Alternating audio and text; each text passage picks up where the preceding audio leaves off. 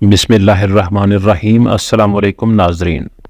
زنا ایک حرام کام ہے اور اس کام سے بار بار منع کیا گیا ہے، اور خاص طور پر شادی شدہ عورتیں جب اپنے شوہر کو چھوڑ کر کسی غیر مرد سے تعلق رکھتی ہیں تو ایسا گناہ تو بہت ہی بڑا گناہ ہے۔ بعض اوقات غیر مردوں کے ساتھ بات چیت کرنے اور دوستی کو بہت ہی زیادہ عام سمجھا جاتا ہے، لیکن دراصل گناہ کی جانب پہلا قدم یہی ہوتا ہے، اور یہی ہوا ایک ایسی لڑکی کے ساتھ کہ جس نے آنکھ کھولی ایک مسلمان گھرانے میں، لیکن جہاں وہ رہتی تھی اس جگہ کافر تھے، ہندوؤں کی بھرمار تھی، اور وہ لڑکی اس جگہ تنہا اپنے آپ کو محسوس کرتی۔ اس کے گھر والے بہت شریف تھے، مذہبی گھرانہ تھا، خاص طور پر اس کے والد صاحب اللہ کے بہت ہی قریب تھے، یعنی امام مسجد تھے۔ وہ اسلام کو اچھا نہیں سمجھتی تھی اور کہتی کہ دین اسلام میں عورت پر بہت زیادہ جبر ہے، آزادی ہی نہیں ہے۔ خاص طور پر ایک ایسے دینی گھرانے میں جب وہ پیدا ہوئی تو وہاں پر تو ہر کوئی اللہ اللہ کرنے والا تھا۔ ایک بار اس کی چپکے سے ایک لڑکے کے ساتھ دوستی ہو گئی، لیکن لڑکی کے والد کو اس کی خبر نہیں تھی۔ وہ یہی سوچتی تھی کہ دین اسلام میں جبر ہے عورت کے لیے اور ہر بات سے منع کیا جاتا ہے، جو کہ یہ اس کی خوش نصیبی تھی، جس کا وہ بدقسمتی سمجھتی تھی کہ میں اس گھر میں پیدا ہوئی ہوں جہاں پر ہر وقت اللہ اللہ کیا جاتا ہے۔ یہاں پر میرے والد صاحب صرف اللہ اور اس کے رسول صلی اللہ علیہ وسلم کی بات کرتے ہیں، میری والدہ بھی یہی کرتی ہے، یہاں تک کہ میری بہنیں بھی انہی کے نقش قدم پر چل رہی ہیں۔ لیکن نہ جانے کیوں اس کے دل میں بہت ہی زیادہ برائی تھی، اور اسے ایک موقع مل گیا اس بستی میں رہ کر ہندو لڑکے سے دوستی کرنے کا۔ وہ اس طرح کہ ان کے گھر میں لڑکیوں کو پڑھانے کا رجحان تھا، اور اس کے والد صاحب چاہتے تھے جس طرح انہوں نے مذہبی علوم حاصل کیے ہیں اور دینی تعلیم حاصل کی ہے، ان کی بیٹیاں بھی اعلیٰ پائے پر حاصل کریں اور دین اسلام کو فروغ دیں۔ ان کے گھر میں خاص طور پر عورتوں کو تعلیم دینے کا بہت زیادہ رجحان تھا، لیکن اس تعلیم کا اس نے غلط فائدہ اٹھایا۔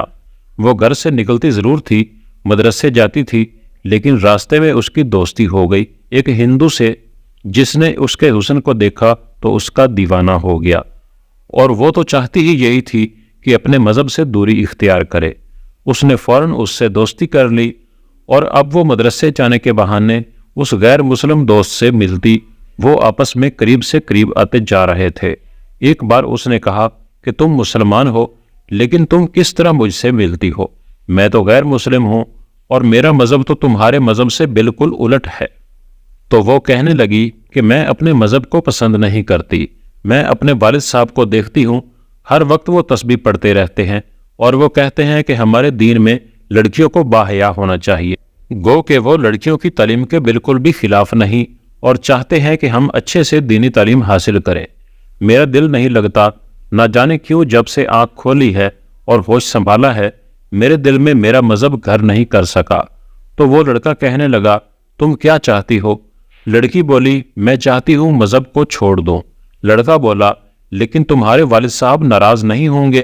لڑکی بولی ان کو کون بتائے گا کہ میں اپنے مذہب سے نکل چکی ہوں؟ اس لڑکے کو تو گویا موقع مل گیا تھا۔ ایک مسلمان لڑکی کو ایک مذہبی گھرانے کی ہونے کے باوجود، یعنی ایک نیک اللہ والے کی بیٹی ہونے کے باوجود اپنے مذہب سے نکلنا چاہتی ہے، غیر مسلم ہونا چاہتی ہے، تو اس کے لیے بہترین موقع تھا۔ اس نے کہا کہ ٹھیک ہے، تم اپنے مذہب سے بالکل ہی نکل جاؤ، اور کبھی بھی آپ نماز نہیں پڑھنا، اور یاد رکھنا کہ خدا کی عبادت بھی نہیں کرنا، کیونکہ ایک خدا نہیں ہے، اس پوری دنیا کو بہت سارے خدا مل کر چلا رہے ہیں۔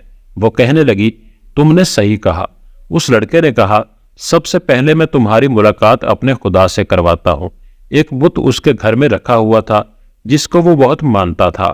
اس نے کہا کہ میں ان کا ماننے والا ہوں، میں ان سے جو مانگتا ہوں یہ مجھے دے دیتے ہیں، میری ہر خواہش پوری ہو جاتی ہے۔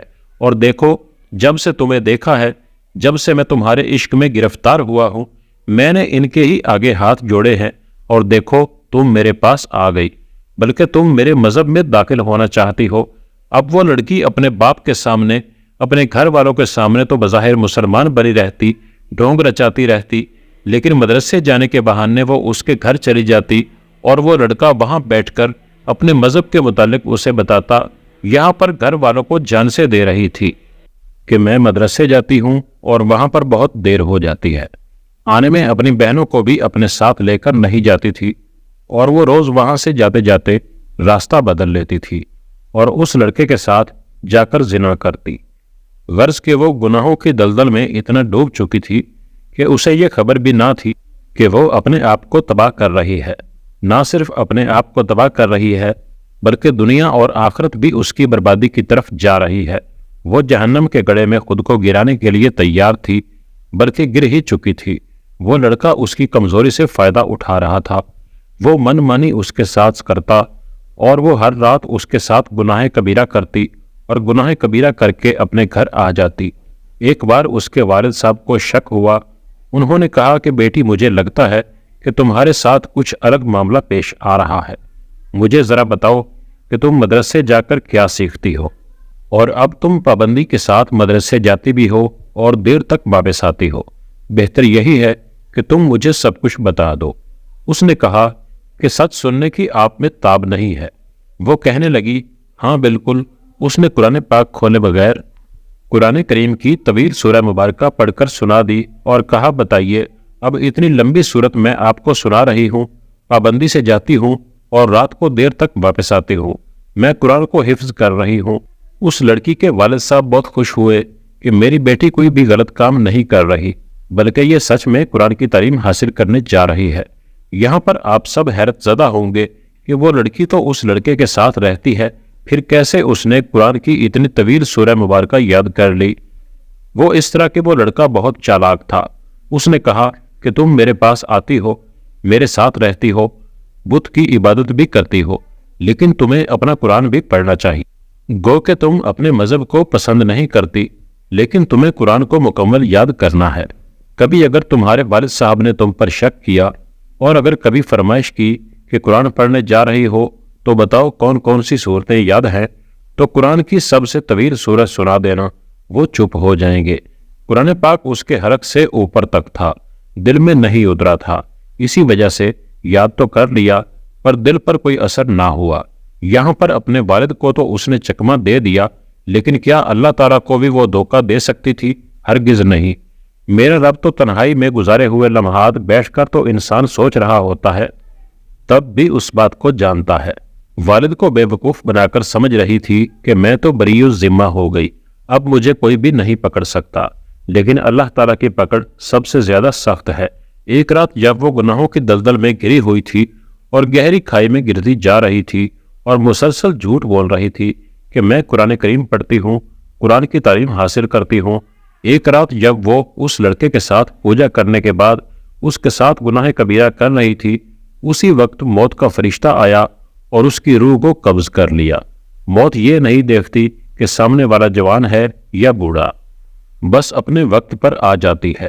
اس لیے انسان اچھی حالت میں اس دنیا سے جائے، کیونکہ اس کے بعد تو سارے دروازے بند ہو جاتے ہیں۔ برہنہ حالت میں بند کمرے میں اس دوست کے ساتھ وہ موت کے منہ میں جا چکی تھی۔ وہ ہندو لڑکا اس لڑکی کی اچانک موت پر بہت پریشان ہوا، اس کو باہر لا نہیں سکتا تھا، کسی سے اس کا ذکر نہیں کر سکتا تھا، اور اس کو سمجھ نہ آیا تو گھر کے صحن میں اس لڑکی کی برہنہ لاش کو پھینک دیا، یعنی کپڑے سے اسے لپیٹا بھی نہیں۔ اسی حالت میں اس نے اس کے صحن میں اس لاش کو پھینک دیا اور زمین کو بند کر دیا۔ اس کے پسینے چھوٹ رہے تھے، کہیں مجھ پر الزام نہ لگ جائے۔ بہرحال یہاں وہ منہ چھپا کر بیٹھا ہوا تھا اور ادھر اس لڑکی کے والد سراپا حیرت بنے ہوئے تھے، پریشان تھے کہ بیٹی تو آ جاتی ہے، بے شک رات کو دیر سے آتی ہے، لیکن اب تک کیوں نہیں آئی؟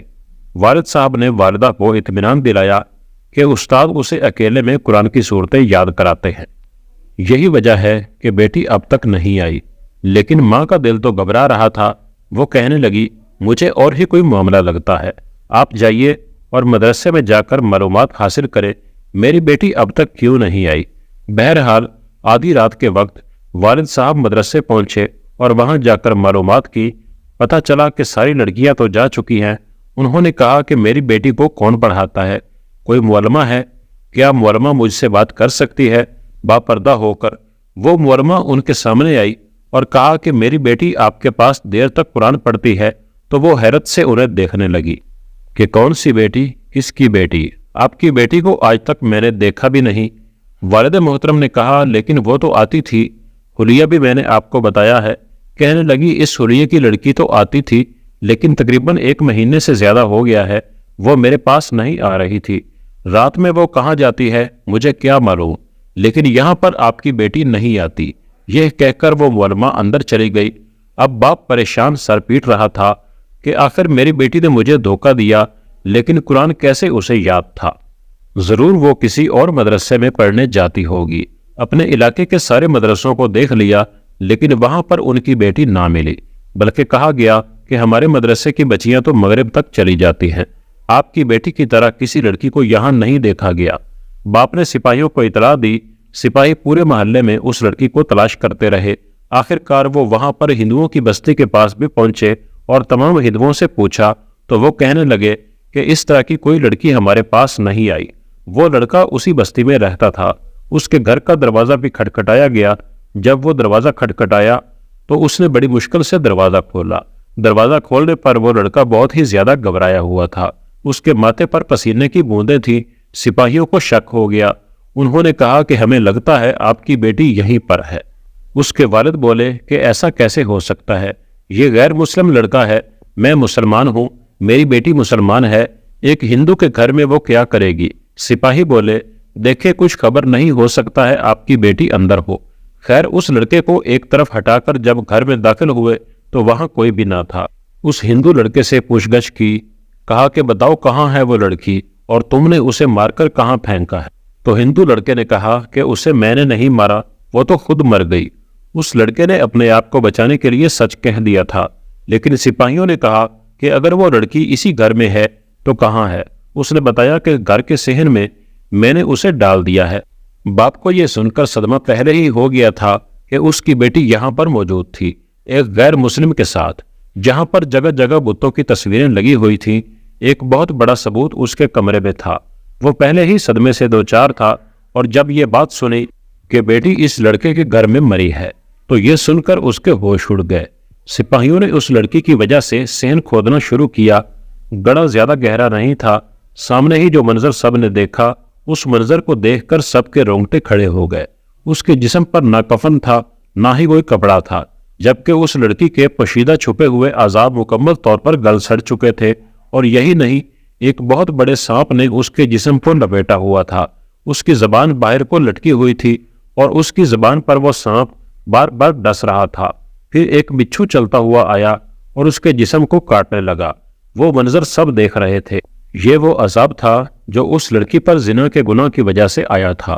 شریف اور باحیا مرد اور عورت تو اس کا تصور بھی نہیں کر سکتے، اور وہ تو ایک ایسے دینی گھرانے سے تعلق رکھتی تھی کہ اس کا باپ ایک مسجد کا امام تھا، والدہ حیا کا پیکر تھی۔ اب والد صاحب اپنی بیٹی کو ایسی حالت میں دیکھ کر تڑپ کر رہ گئے، پر وہ جانتے تھے کہ اب وہ اس جگہ سے نکل نہیں سکتی۔ مجبوراً اسی جگہ اس کے جسم پر کپڑا ڈال دیا گیا، اور وہ سانپ اسے چھوڑ بھی نہیں رہا تھا۔ کیڑے مکوڑے اس کے جسم کو کھا رہے تھے۔ اسی جگہ اسے دفنایا گیا۔ آج بھی اس ہندو لڑکے کے گھر میں اس کی قبر موجود ہے، لیکن چیخوں کی آواز آتی ہے اور چیخ چیخ کر کہہ رہی ہوتی ہے، مجھے بچا لو، مجھے بچا لو اس گناہ سے جو میں نے کیا ہے۔ اس گناہ کی سزا مجھے روز ملتی ہے۔ میں نے جھوٹ بولا، گناہ کیا۔